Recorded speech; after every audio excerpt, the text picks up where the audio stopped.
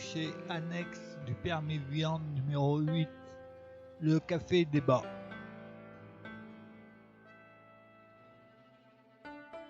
Avec la sincère conviction d'avoir levé un lièvre, les tenanciers du café avaient placardé sur la devanture du bar et sur leurs différents réseaux internet la thématique du soir depuis l'instauration du permis viande, succès des soirées ouvriers.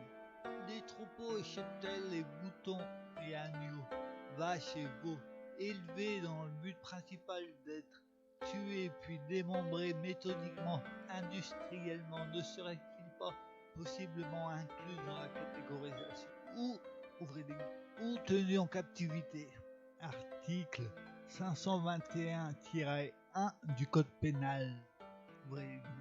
Le fait, publiquement ou non, d'exercer des sévices graves ou de commettre un acte de cruauté envers un animal domestique ou apprivoisé ou tenu en captivité est puni de 3 ans d'emprisonnement et de 45 000 € d'amende. Fermez les guillemets. Définition du Larousse de cruauté. 2 points. Penchant à faire souffrir.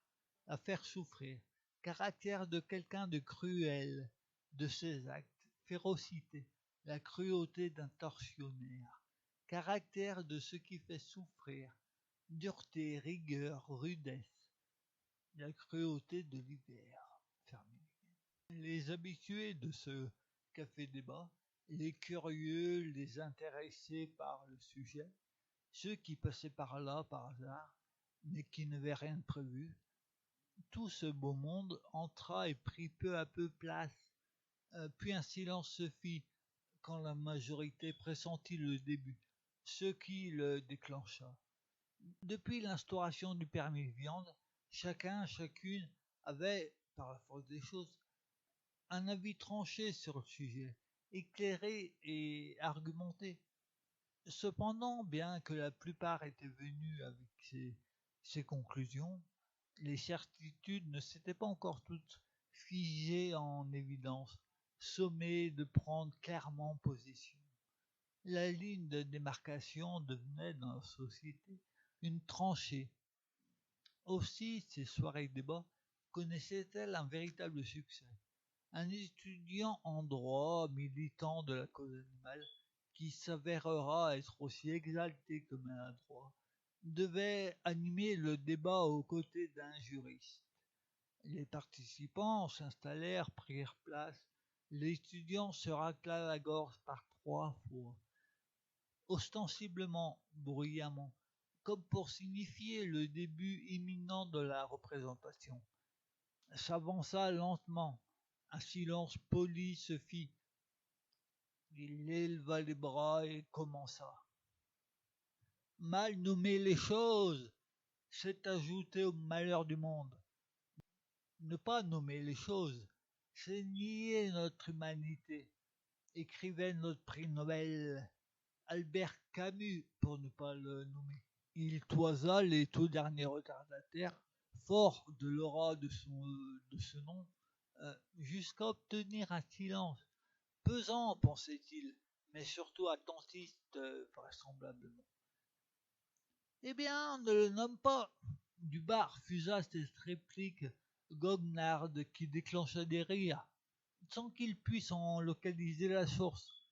Désarçonné d'emblée, dès l'introduction qu'il avait nuitamment et longuement préparée, mais tout comme il convient, paraît-il, de remonter à cheval sitôt après une chute, il continua en reconnaissant intérieurement que cette violente interpellation était un rude casse-pattes, quoi, tout en accélérant un peu le débit, tout comme un éléphanteau ne maîtrise pas encore sa trompe avec une précision chirurgicale. La voix de l'étudiant échappera parfois aux basses réconfortantes, séductrices ou tétanisantes pour finir sa course dans un filet aigu et incontrôlé. Là où le juriste, en violon de mer, maîtrisera et surjouera de sa palette vocale à volonté. L'étudiant continua néanmoins sa plaidoirie fantasmée. Derrière le maquillage sémantique, lâche et déresponsabilisant du mot viande donc, chaque imprécision lexicale, chaque, chaque approximation sémantique et signifiante dans ce halo flou où flottant crée ce niche, puis se love précisément les préjugés et les non-dits que celui qui parle, un terrier fertile de certitudes préconçues, à l'insu de son plein gré, véhicule et transbahute, soit par fainéantise intellectuelle, soit par mimétisme des mots, des expressions, qui l'emmènent, le dépassent et finissent par le posséder. C'est dans cet interstice qui est peut-être le plus signifiant, le plus parlant. Pour revenir à notre sujet de la soirée, je me bornerai à 5 arguments. Par ce verbe, se borner, il sous-entendait qu'il en avait une flopée d'autres, sous la semelle et sous le coude. Les grincheux, les pisse-froids, auraient pu en déduire que c'était parce qu'il rampait dans son fil argumentaire à constater ses semelles et coudes ainsi souillés. Il voulait laisser penser que ce n'était là que la surface émergée de l'iceberg. Sur un ton faussement humble et hésitant, il répéta en dénombrant avec ses doigts: je me bornerai donc ici à 5 arguments. Primo, la production de méthane, très nocif effet de serre. Secondo, la consommation d'eau par pauvre bête. Tertio, l'existence de plus en plus avérée, documentée et disponible de substituts protéiniques. Il marqua quelques secondes de silence en s'apercevant qu'il avait un doute sur le carto. 4. La morale de notre époque. Et enfin, dans un échange avec notre ami juriste, la loi, avec une emphase un peu grandiloquente et maladroite. Tout ceci, car voyez-vous, l'étudiant prit alors une profonde inspiration, et l'air inspiré comme habité, le regard au loin, il entendait alors trompette et chant, se décernaient par anticipation les fruits de son implacable démonstration à venir. Il l'énoncerait sous les acclamations. Son dernier argument, la pièce manquante d'immense puzzle qu'il dévoilerait aux yeux de tous, absorbés et médusés, aux yeux charmés, subjugués, énamourés de tout un échec mat, logique, retentissant, triomphal. Il voyait les scènes, malgré lui, en une fulgurance incontrôlée, recevait les honneurs avec surprise, gêne et modestie. Abasourdi par ces louanges exponentielles, il en oublierait alors parfois ses arguments et voir le sujet même du débat. Il continuera. Une pente irrépressible et irrémédiable est enclenchée. Le distinguo, il marqua 2 secondes de silence et repéré. Le distinguo, la distinction, cette explication superflue fut ressentie par la majorité de l'auditoire comme la marque d'un mépris condescendant et sera inscrite à son débit, annulant presque le poids de ses arguments dans la balance de l'assentiment de l'auditoire. Le distinguo animal sauvage, animal d'élevage, est destiné à s'estomper puis à disparaître dans 2 ou 3 générations, peut-être plus rapidement. Il semble que les changements de paradigme soient in fine brusques et rapides. La catégorisation élevage ainsi sera questionnée. Élever, dans quel but? La folie passagère, la perte momentanée de discernement sont ici irrecevables. les travaux, enquêtes et mises en lumière de l'association L214 que d'aucuns ont voulu casser le projecteur en vain. Il laissa quelques secondes de silence, le temps pour chacun de s'interroger sur le mot et sur l'idée, encore en suspension dans l'air, pensait-il, et de conclure un théâtral tour sur lui-même. Ceci car le mot honorable et pédagogique élevé contient une fracture, une contradiction dans son usage. Et ceci n'est pas viable. Le dernier et principal bastion à disparaître sera le vocable viande. La réalité de l'être doué d'intelligence et de sensibilité qui se cache autour du steak submergera dans les mœurs en cours au sein de la société ce mot anesthésiant et déresponsabilisant. Viande, viande, viande.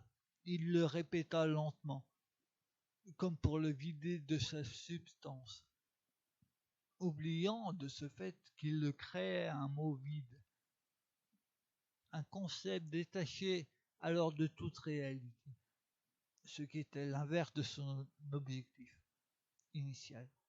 Cela d'une voix chevrotante, car il avait conscience d'énoncer des paroles qui feraient date et marqueraient de leur empreinte nette et profonde les esprits, saisiraient les âmes les plus figées dans leur certitude, immobiles comme congelées. Il était en train de livrer le discours, de délivrer des évidences éclatantes pour l'histoire, pour la postérité, des concepts jusqu'alors enfouis sous le vernis de croyances superposées. D'une voix émue, s'armant de courage pour contenir les trémolos que lui inspirait ce discours, il poursuivit. Élevé jusqu'où et avec quel objectif? Démembrer des êtres sensibles et intelligents méthodiquement, rationnellement. La folie passagère, la perte momentanée de discernement sont ici irrécevables, messieurs, dames. Les travaux et enquêtes et mise en lumière de L214, casser le projecteur en vain, faire taire pour que le crime industriel reste dans la pénombre, avec leur sentiment complice des consommateurs aux œillères mentales et volontaires. Mais la connaissance du circuit, il fit le signe de l'ouverture et de la fermeture des guillemets avec ses doigts autour du mot circuit, est une circonstance aggravante juridiquement. Le sadisme systémique et la cruauté planifiée, même par procuration, même sous-traité, ne peuvent dédouaner totalement le consommateur final.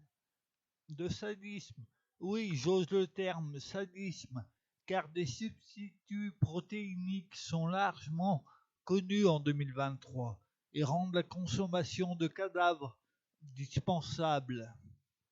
À tout le moins, le consommateur est juridiquement un complice actif.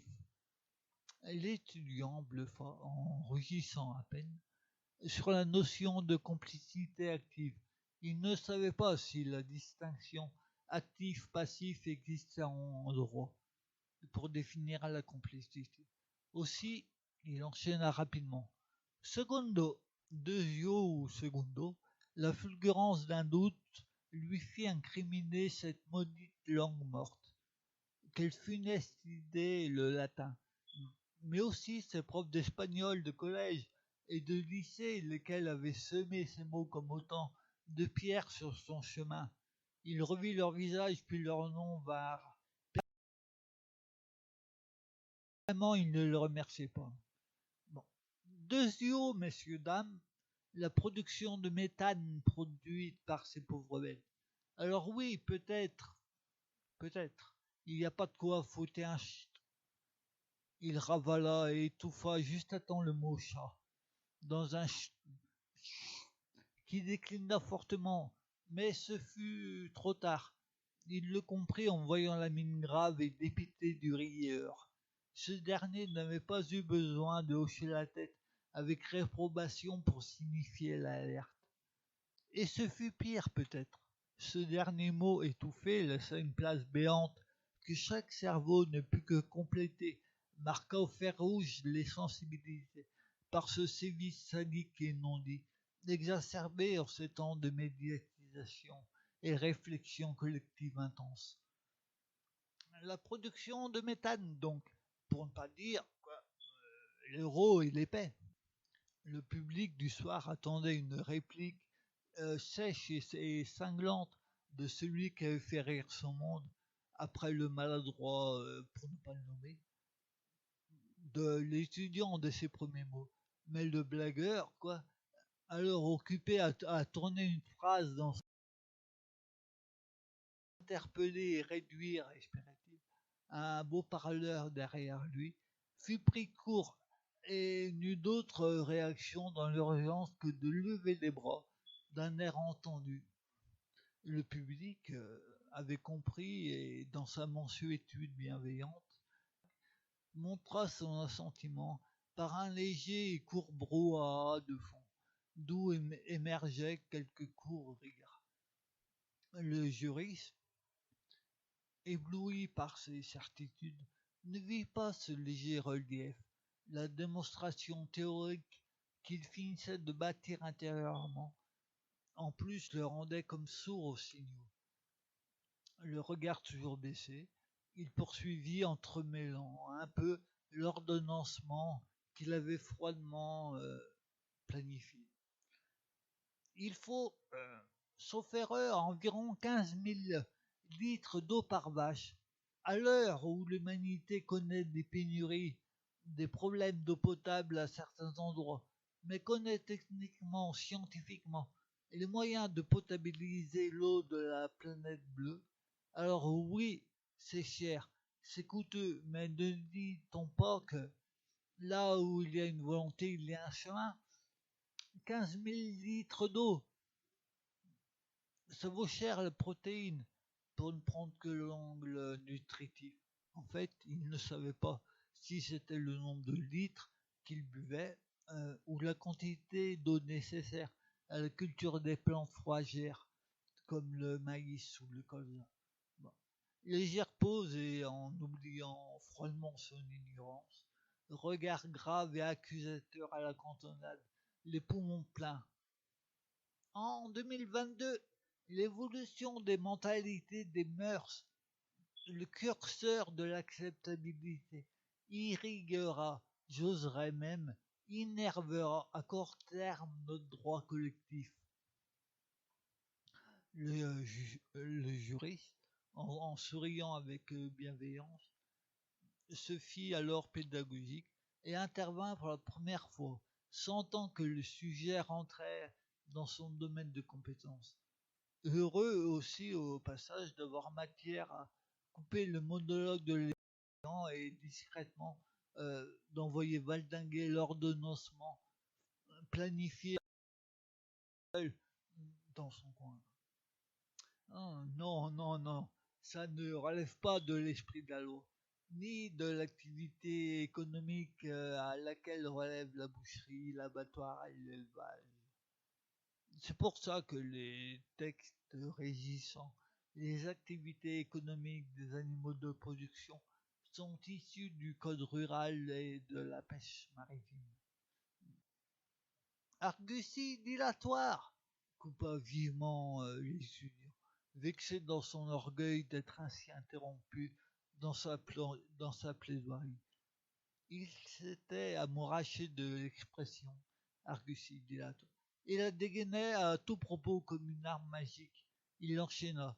Rien n'est figé. Et donc, mon raisonnement ne m'apparaît pas comme étant infondé. Hmm, il n'est pas infondé. La loi est juste le cadre de notre société. Si la société évolue, la législation en fera de même. Le raisonnement est bon. C'est le montage qui est hypocrite entre animaux de compagnie et de production. Mais si tu permets que je te tutoie, mais si tu pars sur ton raisonnement en voulant faire une réalité juridique maintenant, ce sera un mur et un échec devant les tribunaux. 80% du travail des tribunaux, c'est de trouver la bonne loi applicable selon des règles de procédure, pas selon l'esprit de la loi et l'évolution de la société. Car les juridictions suprêmes, comme la Cour de cassation, le Conseil d'État, veillent. Pour que ça change, il faut méditer, il faut ouvrir les yeux aux indécis, et ensuite bien voter. Et ça, c'est dur. Le juriste parle lentement, scande distinctement les phonèmes pour créer un effet de solennité, comme si chaque mot était pesé au trébuchet et était le fruit d'un profond et intense arbitrage éclairé. Cela produit son grave effet. Les premières phrases saisit l'auditoire qui fit silence et se tint droit, mais il déclama en espaçant indûment et à l'excès les syllabes. S'il avait oratoire depuis quelque temps déjà, il ne s'y était pas encore véritablement exercé, et l'auditoire, sans le savoir, en essuyait encore les plâtres. En plus, quoi, l'effet approximatif sera définitivement ruiné le lendemain quand le rieur résumera d'un bon mot, légitimant et asseyant son statut, emprunté sans signaler à un homme politique du 19e vis-à-vis d'un autre. Il cherchait ces mots et les trouvait rarement. Assertion techniquement fausse, mais s'il s'était mis les rieurs dans la poche, ce dernier, sans être forcément dupe, était complaisamment complice avec cet écart avec le réel, car le juriste les avait un peu assommés avec ses arguments et explications, d'autant plus que ces dernières semblaient fondées et robustes. Moi, hypocrite à l'insu de mon plein gré alors. Je veux chercher l'honnêteté.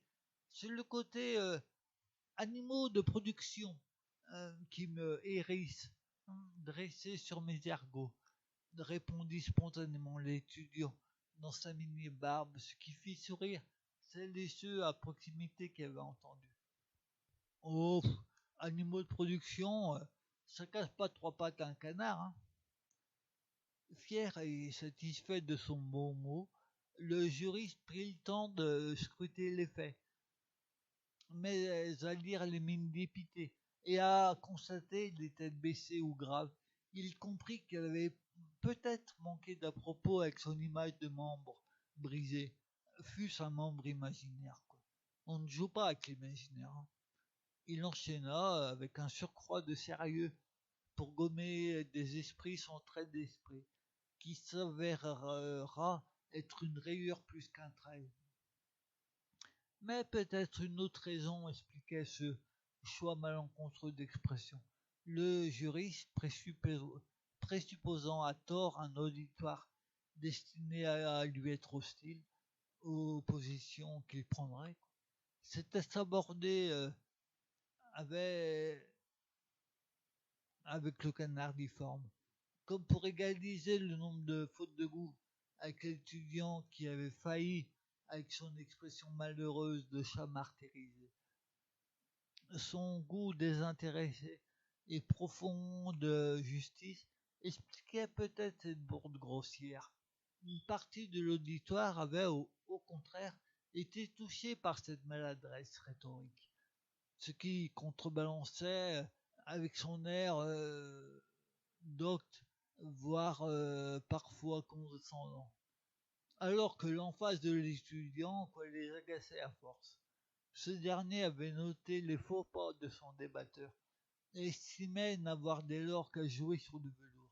Cette excès d'assurance se remarquait et le desservait dans la balance de l'assentiment de l'auditoire. Le juriste expliqua. Là où le code civil imagine et pose les réparations pour les dégâts commis par des animaux et contre les animaux en tant que bien meuble, propriété dans une optique accidentelle, le code pénal, lui, réprime les attaques sur les animaux parce que ce sont des êtres à protéger des comportements destructeurs d'un criminel qui blesse, tue ou se venge sur un animal rattaché à autrui ou lui appartenant, par un comportement intolérable moralement et susceptible d'entraîner un désordre public. L'étudiant répond. L'harmonisation des différents codes pour la cohérence, la solidité de l'ensemble me paraissent être la trajectoire, la pente logique voire naturelle. Là, à cet instant, l'étudiant, pensant pouvoir pousser son avantage, grâce à la bourre désastreuse du juriste, oubliant au passage la sienne, poursuivit, s'écarta de l'échange et s'enflamma avec passion.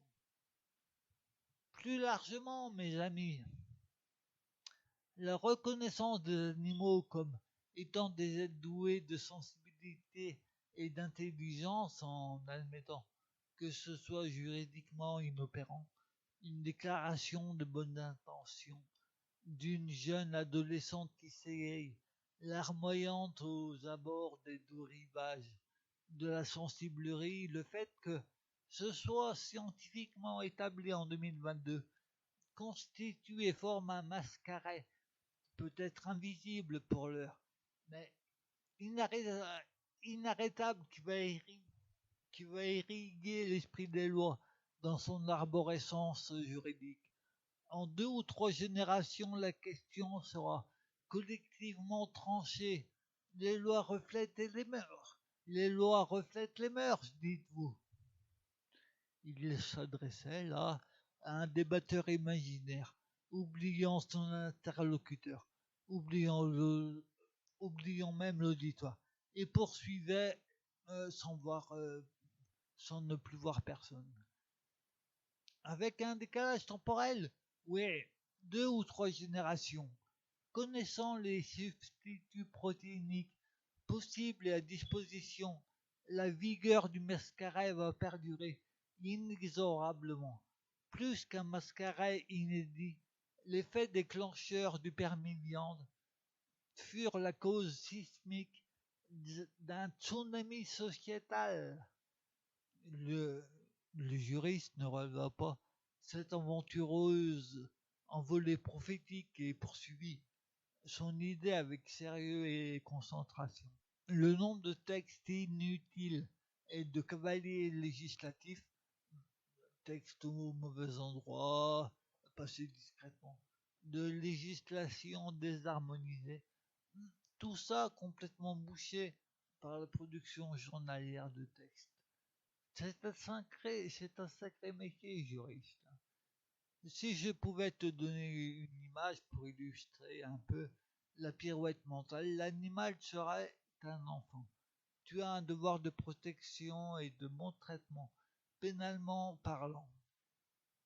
Il est pourtant soumis à tes choix, à ta responsabilité, et peut-être la cible d'une séparation suite à un divorce. Mais comme une voiture, attention, hein. J'abuse beaucoup. L'enfant n'est pas une personne. L'enfant n'est pas un meuble. Et il est séparé d'une partition classique. Mais parce qu'il a une personnalité juridique, pas qu'une sensibilité. Donc le droit pénal s'applique comme le droit civil. Pourtant, le droit du travail, même s'il parle de la dignité d'un travailleur, ne va pas s'appliquer. Pourquoi? Parce que si l'enfant est humain, il n'a pas la qualité de travailleur. Il ne se voit pas appliquer les règles de ce statut. Pour les animaux, le code rural défend leur exploitation, en dérogation des animaux domestiques sur lesquels s'applique le code civil ou pénal. Autre cadre, autre type de statut, autre règle. Ça, c'est une situation hypocrite. L'étudiant interrompt le juriste sans répondre sur le fond. Argutie dilatoire! Sa réplique rhétorique fétiche, qui, à force d'être répétée à tout propos, se vidait de sa substance, signifiante et percussive. Les auditeurs, séduits à son apparition, envoyaient maintenant la ficelle et cela apparaissait comme le mantra d'un débatteur qui glisse et tente de se rattraper. Néanmoins, sans en être dupe, ils acceptaient en complice la manœuvre oratoire, car ils présupposaient la fragilité momentanée de l'argumentation de l'étudiant. Ce dernier, qui avait profité de cette interruption provoquée pour trouver un argument, continua. Code pénal versus code rural, voire versus code civil, si un point, une situation est comprise dans les trois cercles périmètre juridique, la primauté, la prééminence ne revient au code pénal. Si cela n'est pas clairement stipulé, fixé, des jurisprudences l'attestent. L'étudiant prit alors le pli, le curieux travers de répéter ses propos, par manque de confiance dans la clairvoyance de l'auditoire, mais surtout par manque de confiance en ses arguments, leur portée et leur pertinence. Il répétait des phrases comme pour prendre appui sur elles, tel un alpiniste restant scotché sur une prise fiable et sûre, préférant de fait s'immobiliser dans son ascension. Des jurisprudences l'attestent. Le juriste, fair-play, finit de ne pas noter ce nouveau tic langagier et poursuivit. Oui, le droit pénal prime sur les autres droits, mais ça veut dire qu'une condamnation pénale doit être donnée avant de pouvoir obtenir une condamnation civile ou commerciale. Dans la recherche de la preuve, la primauté reviendra au droit pénal. Mais ça ne veut pas dire que le droit pénal supplante dans toutes les matières les autres droits, sauf s'il s'agit d'une situation où il y a un délit pénal et sanctions commerciales, droit du commerce. Mais il ne fait qu'être prioritaire. C'est pour ça que beaucoup de justiciables demandent des sanctions au civil et au pénal, par exemple, pour condamner des amendes ou à de la prison d'un côté et obtenir une réparation pécuniaire de l'autre. Sans précisément répondre, l'étudiant, coincé dans ses certitudes, répondit à contretemps car des pensées l'avaient assailli. Puis un salutaire saut intérieur d'eau froide le ramena un peu à la soirée. Vous dites que ça ne relève pas de l'esprit de la loi, ni de l'activité économique à laquelle relèvent la boucherie, l'abattoir et l'élevage. Mais l'esprit de la loi, comme vous dites, tend à innerver à terme la loi. Comme pour effacer les propos du juriste et asseoir sa réponse, il répéta solennellement. L'esprit de la loi tend à innerver à terme la loi. Le juriste répondit. Au contraire, elle l'encadre et empêche partiellement de la détourner. Si l'esprit de la loi ne bornait pas les règles dans une certaine application, une certaine morale, on aurait beaucoup plus d'abus de droit et de fraude à la loi. Si les réglementations de la chasse ne tendaient pas à réguler dans son esprit, les chasseurs feraient un véritable carnage au nom de la liberté de faire ou du besoin de prélever. Il vaut mieux une loi juste et claire que d'aller trop vite et de voir la loi se retourner contre ceux qu'elle est censée protéger. L'étudiant répond. Une condamnation pénale doit être donnée avant de pouvoir obtenir une condamnation civile ou commerciale. Eh bien, si l'article 521-1 du Code pénal est activé, Le reste peut théoriquement suivre, non? Par cette conclusion, je vous le dis tout net, frontalement, et je l'assume, messieurs, dames, un panier irrémédiable et sans retour a été franchi, car le tortionnaire est passé au pénal. Il pensait, avec ce dernier argument en léger décalage avec la discussion en cours, mais avoir produit son bouquet final de feux d'artifice, tel un feu d'artifice grandiose et éclatant. Mais l'erreur, pallier, ternira son discours commun, dessert faisant ternit fortement un repas. Peu avant, l'étudiant juriste esselé en avait fini par condamner même l'existence du permis viande. Ce n'aura été qu'une phase transitoire.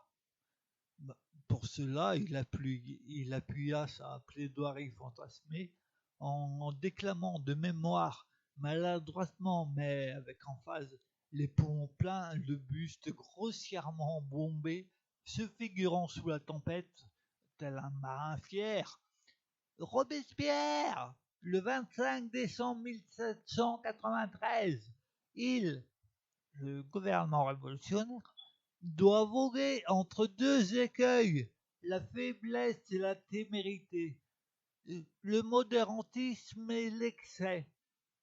Le modérantisme, qui est à la modération, ce que l'impuissance est à la chasteté, et l'excès qui ressemble à l'énergie, comme l'hydropisie à la santé.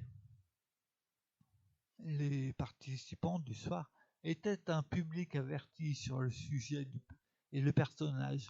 Robespierre, un révolutionnaire parmi d'autres, avait contre son gré gardé le mystique dans son jeu au dernier tour de cartes, était devenu ainsi le bouc émissaire parfait des thermidoriens qui s'exonérèrent en l'accablant de tous les maux de cette période tourbillonnante. Aussi, ils ne furent pas choqués de l'entendre citer. La soirée qui fut consacrée au livre, à l'excellent livre Robespierre, la fabrication d'un monstre, en présence de son éminent auteur, fut l'occasion d'un record d'affluence et de chiffre d'affaires. Il pensait ainsi, à tort, fustiger ceux qui s'accommodaient du permis viande et ceux qui restaient traumatisés par leur passage au centre d'habilitation. Tuer un animal les yeux dans les yeux, ceux qui avaient dans une réaction quasi épidermique passé des habitations dès l'instauration du permis viande, comprenaient dans leur chair le terme de modérantisme. Le piège mental qu'était l'acceptation morale et durable du permis viande. L'étudiant ne pouvait s'empêcher de revenir à sa marotte historique et avait poursuivi. Ainsi, par exemple, l'écartèlement fut aboli par le code pénal du 25 septembre 1791. La consommation de cadavres démembrés d'êtres intelligents et sensibles nous apparaîtra tout aussi barbare et dépassée. En 2022, c'est une dissonance cognitive qui est une brèche mentale, une contradiction condamnée à s'estomper puis à disparaître,